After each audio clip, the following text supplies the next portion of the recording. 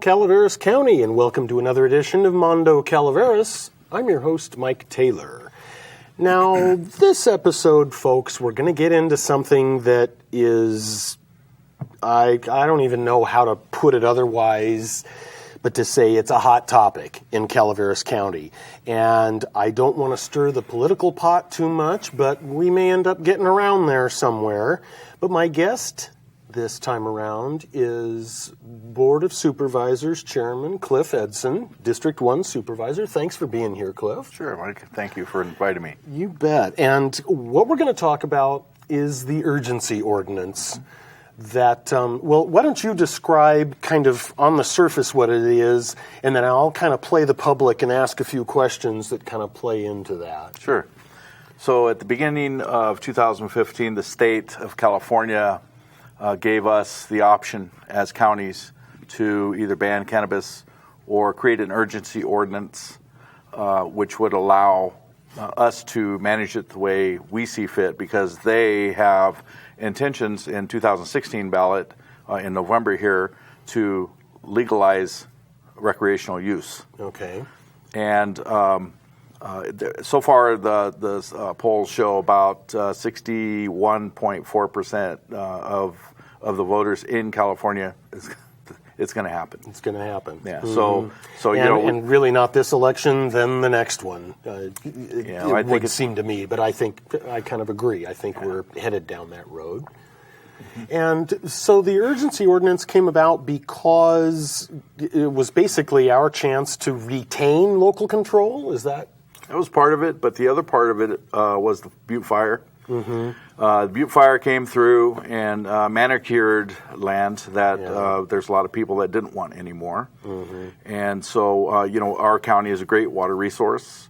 We have 73,000 acres of charred, burnt land that it's hard to go back to for many people. Yeah, it is. And I think we had a bunch of opportunists that came and flooded the area. Yeah. But I got to tell you, when the fire first started, I was taking trips up there with the sheriff, with Sheriff Kuntz and Captain Macedo, and everywhere I looked, I seen pot grows, which I've been up there many times before, and I never really noticed them. I think because of all of the, the underbrush and all everything. the vegetation. Yeah, there's a lot of it up there, so. It was wide open and very easy to spot. Mm-hmm. I was really surprised when I got the chance to hop in Kathy Zancanilla's airplane and fly over the Butte Fire burn area. And there's a line, I think it's from Hunt for Red October, where they talk about walking from Iceland to Greenland to New York City without touching the water because there were so many sonar buoys in the water going after the submarine. That's what struck me about the land in the Butte Fire burn area, is the number of greenhouses and pots laying out there. And this was probably, I want to say, about 4 to 6 months after the fire, maybe in that time frame. So the Board of Supervisors had the chance to do this urgency ordinance. And what did that do? Well, first let me say, when I first got into office, one of the first things I did was I went in a helicopter with the sheriff and sheriff's office, and we flew over my district, District 1. District 1 had quite a bit of pot activity going, a lot of pot grows out there. District 2 kind of looked like the banana belt. I was extremely surprised at how much activity was going on up there, and it was kind of concerned me really, because at that time it was banned basically. Yeah. And why was all that happening? And then I got some education on that through the current laws in California with 215 and then the 420, which allowed people to grow for themselves and caregivers, and they could stack them up, and people know how to play the game. So yeah, they do. So we had a lot. The board had a real issue with two ordinances, actually. The first ordinance was the the ordinance for the grows, but there was also ordinance for dispensaries. Well, that's right. So dispensaries, there were, at the time, there were 5 dispensaries in the county.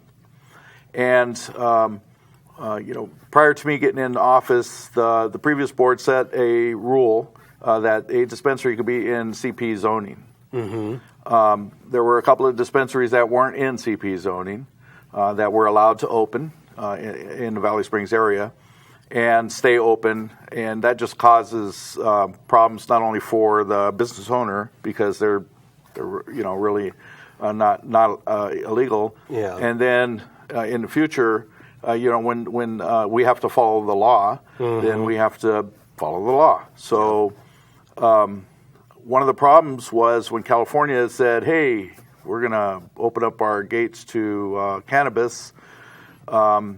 We had, in the planning department, about 12 different, in 1 month, we had 12 applications for dispensaries in Calaveras County. Goodness, okay. Just like that. And some of them were for mobile dispensaries. Oh, okay.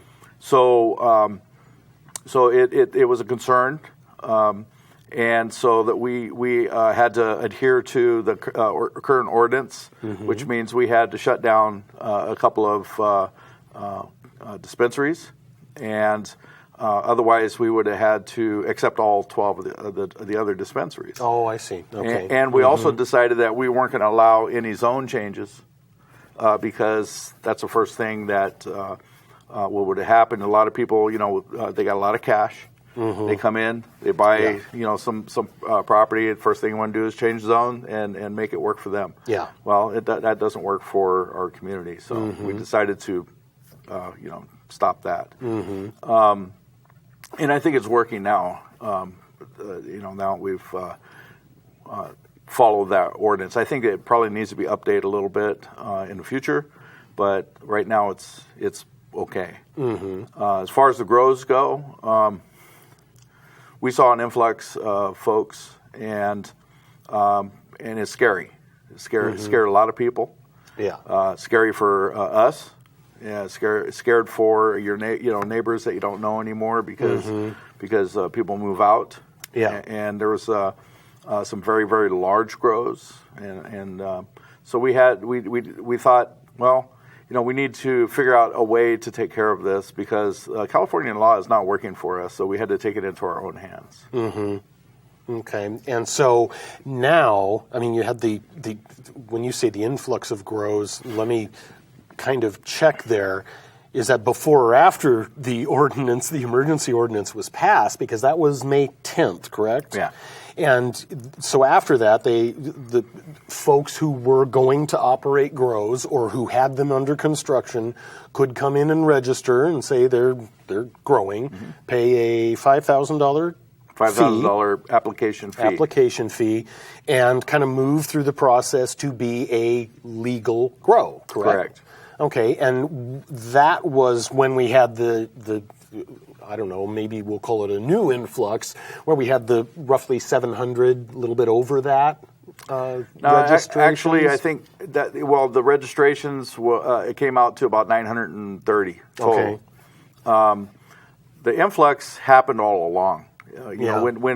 When as soon as people were able to get into the Butte Fire area, there was a whole bunch of activity going on. During the fire, I was up there, and a lot of these folks are very protective of their crops, and there were people up there, thinking they were going to save their crops from the fire and running around all over the roads, which caused a lot of problems, with Cal Fire and safety. But it was here, and we had an influx because I think we had the perfect storm: cheap land, a lot of water. California says we're opening the doors to it, and we already had our sheriff's department had very limited funding, so it was really hard for them to go out and actually enforce the law because the laws in California are hard to investigate anyhow. Okay. So it's real cumbersome. So it boils down to basically most cases are going to be civil. Oh, I see. And so if you don't have something in place for that civil, you're going to bleed out your resources in your county real quick. Very quickly. Yeah. So all of these folks have registered now, and part of the emergency ordinance also called for we're starting to do, or have we yet started to do the environmental assessments that are going to kind of come with this? Is that correct? Right. Anytime you do a land use change, you have to do an environmental study, so you got to do an EIR on that to change that ordinance. And so that EIR was, I think it was $175,000 for the county's EIR to cover the whole county. Okay. And that also is paid through the application fee. The application fees. So, taxpayers aren't paying for this. Yeah, the applicants are. By the way, applicant can sign up. If they don't qualify and they get kicked out, they lose their application fee. Oh, okay. The application is clear on what the requirements are. Somebody comes in, they know what the requirements are, they apply, and they don't make it. Okay. Then that's it. So if they're trying to fudge or skirt the rules somehow, they're going to lose that deposit, if you will. Well, they lose their application fee. Yeah. And the application gets denied then because they skirted the issue. Correct. Or didn't. Once the application gets denied, they can never grow in Calaveras County again. Oh, okay. If they find that there's if they lied or if there's some wrongdoing in the application process. Okay. The other part, like you were asking, is the EIR. So each individual grow that is over 200 square feet is commercial. Okay. That's considered commercial. I see. So over 200 square feet is a 10 by 20 section. Yeah. Anything over that is called commercial. I think that's what scares people a lot is they call it commercial. Well, there are some commercial grows that are half acre, which is 22,000 square feet. That's the maximum size they can grow. That's about a third of what the state is going to allow. Okay. And as a matter of fact, the caregiver and personal grows we cut that in half already. Okay. So with this ordinance, so the commercial grows, every commercial grow has to have a Department of Water Resources environmental inspection. Okay. And is that something that's going to be difficult for them to, basically fill us in on what that means? Do they come in and examine the well, or are you dipping water out of, Sault Ste. Marie Creek, or, how is that done? Yeah, so there's a lot of requirements from DWR. And one of them is they got to have a runoff plan. So there's a whole, just like if you're doing a business. Sure. You got to do exactly the same thing. Kind of like a grading permit and whatnot. All of that. Yeah, okay. You have to have a permitted water source. Okay. And your chemicals have to be stored a certain way. Even the fuels that you're using for like a tractor or anything like that, they have to have certain storage. They have certain storage requirements. Yeah. It's a fairly complex inspection. And you got to be pretty darn on your toes to be able to pass that inspection. So, I think that probably there's going to be quite a few people that won't be able to qualify through that. And, and there's cultural studies and all kinds of other things that go in there along with it. Just like even if there's any red-legged frogs in the area, that's going to be a part of the process. And so. It's already hard to do business or build in this county as it is. Yeah. And I think that people are going to find out what it's going to be like to do business in California. You touched on it earlier, and now let's explore some of this. And at first, honestly, I was going to say fear-mongering, but that's not fair. There is some legitimate fear out there. Absolutely. As to what's going on. And like you say, I mean, I hadn't heard that there was that much, vehicular traffic running around amidst the emergency vehicles. And anybody who thought they were going to get in the way of that fire without being coated in water, fireproof suits, and anything pink is a fool. So that said, how are we going to be able to address some of these fears? I mean, we're hearing stories of, generators running all night. And again, you kind of intimated that can end up being that civil issue. Now, I would think that if you're in a place where all the power lines are down and neighbors might be rebuilding and might not, you might hear a generator running at 10 o'clock at night on a Saturday. But address some of these things that you've come up against and how you think we're going to be able to manage those here in the county. Okay. If you're in a burn area, you fall under what the governor declaration is anyhow. Mm-hmm. Generators for the grows can only operate at a certain time, and they have to be in a soundproof structure. Okay. Is that akin to like the cell towers and their generators? It's one of the things that we heard that people were upset about, so we tried to calm that down. Okay. The other thing is I know that there's a bunch of hoop houses out there, right? Mm-hmm. So the hoop houses are for the legal grows have to be covered. Okay. So they can't emit light at nighttime, and that was a big issue. Okay. They have to have 75-foot setbacks, let's say. Okay. They have to grow exactly no more than 22,000 square feet. Mm-hmm. If they do, then they get contacted and up to abatement. So they get a certain amount of time once they get confronted, and they get a citation, and then if they don't cooperate within a certain period of time, it's $1,000 a day fine, up to abatement. So there's some pretty strict and expensive mistakes that can be made out there. We've heard pit bulls roaming around, frightening people. I mean, I don't know what of this to take, because I don't see those kinds of calls in the sheriff's log, is I guess where my brain is going with this. So it's one thing for a bunch of people to be sitting around the coffee shop kibitzing and saying, oh yeah, there was another guy, running around my property with a pit bull. Well, then it's somebody trespassing. Why are they on your property?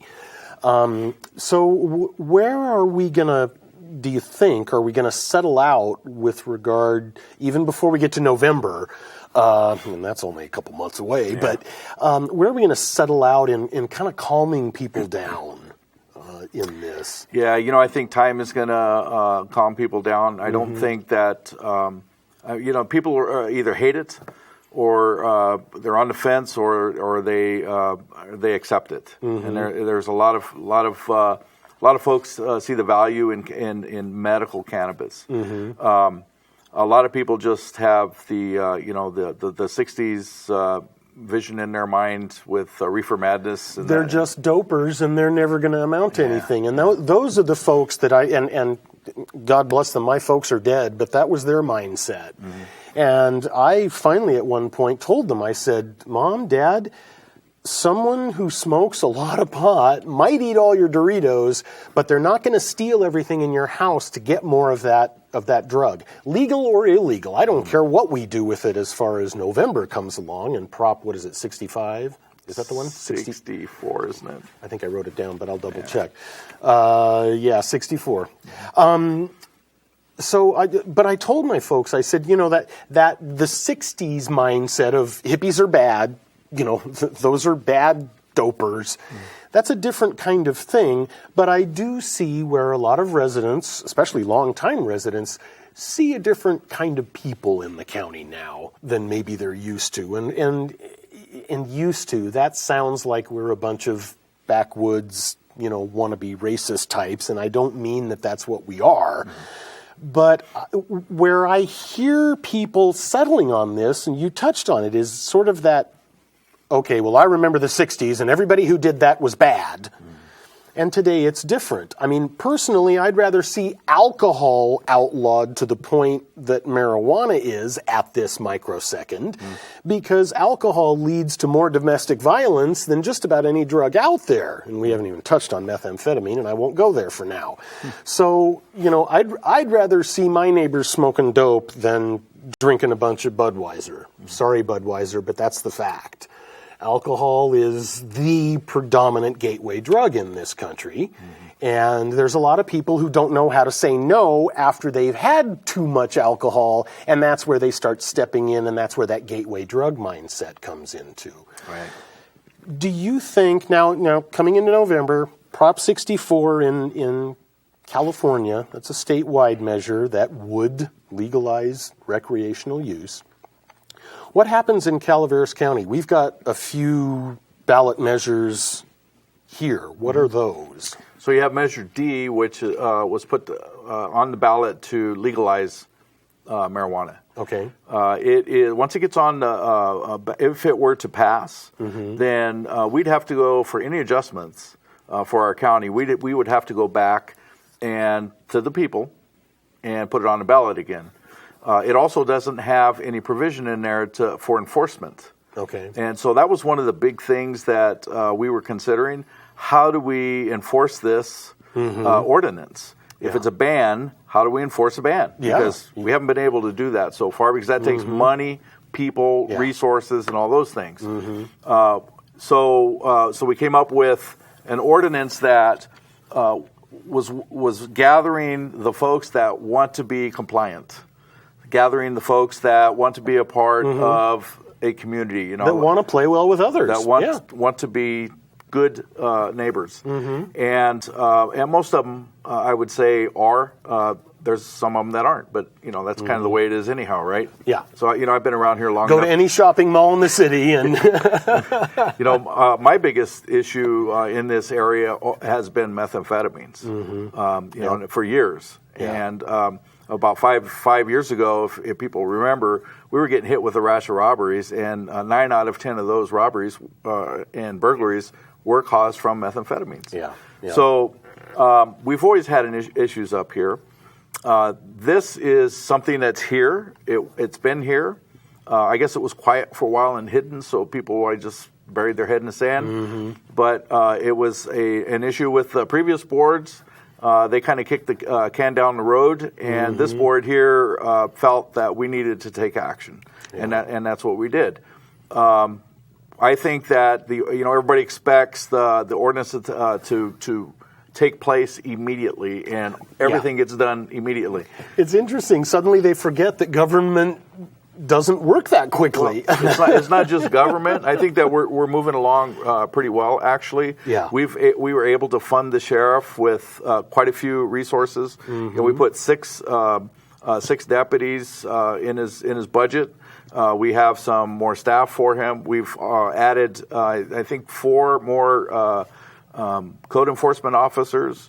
We have some technology that we've purchased, including some really high-resolution satellite photos to be able to identify who is legal and who isn't. Just by, once the applications get loaded into the system, you do that GIS overlay, and then you can just bear down on it and see who and who isn't legal. Yeah. So there's a lot of things that we're doing that will bring us into a better situation. Is it going to happen all at once? No, that only happens on TV. Yeah. So, this year is going to be a challenging year. We are very hopeful that we're not going to have the violent situations that that people are talking about, and nobody wants that. No. So next year we're going to continue with the ordinance and get a better handle on it. The sheriff is very confident that next year we're going to be twice as good. And then he says, the sheriff says, right around the third year, he feels that we're going to have pretty good control over it, and that will not only reduce our violence and crime around here, but it'll also fund the enforcement, which you can't do with a ban, and you're not going to definitely get that with Measure D. Measure C on the ballot is for the tax. We put together a tax per square foot of grow, and so the expected return on that, if it passes. Now, I'm asking that people consider this when they're voting. If it passes, it will bring in between $10 and $16 million more into our county, which we could do wonderful things with. What I'd like to see done is, we got a school resource officer we haven't even been able to fill for the past 2 years. Quite some time. That I was able to get staff to put in our budget, not the sheriff's budget, our budget, the county budget, and we haven't been able to get that person there. We'd like to be able to maybe make the compensation for our sheriff's department a little bit more competitive. Keep people here, and then also through the school resource officer.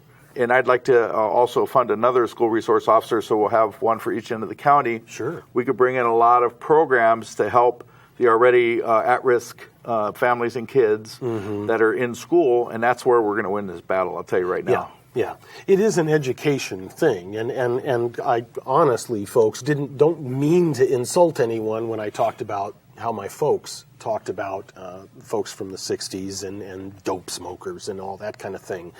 I think that a good portion of society, of what I will call that retired community, doesn't realize the number of people that have used marijuana and do it not as an oh my God, it's an illegal thing. They just kind of do it because it's part of their life, or they have that medical need and they have started. I've got a couple of friends who have smoked pot all their lives. Never mind cigarettes, they smoke pot. And, some people just, how could they possibly? Well, they do, and they're productive members of society, holding down jobs and doing the thing. That's it. They're not smoking a joint and going to drive to their job. They're not smoking a joint and going to work. They're responsible members of our community. Cliff, we're just down to the last minute or so. What do you hope the next 365 days in Calaveras County comes to with regard to cannabis? I would hope that people realize that we all got to live here together, no matter what. By alienating a certain group has never worked in history. Prohibition didn't work. No. What it did was create a lot of organized crime. Yeah, that's what this is doing. People don't know that there are people that I have talked to that they're bringing in $30 million a year in cash because we have a black market situation as a ban, and that's what they like to work with, a ban. So what we did was put a responsible, what I believe is a responsible ordinance out there. We funded our sheriff and our enforcement, and we allowed people to come out of hiding. Out of the darkness. And, they came out and they trusted us. They put their names down on an application, and they want to be good members of our society. I don't see an issue with that. Well, let's leave it right there for now. We're going to be talking about this for months, if not years to come. Ladies and gentlemen, I'm Mike Taylor, and I want to thank you for joining me on Mondo Calaveras. And in the meantime, be responsible and think a little bit, okay? Thanks. Join me next time. Enjoy.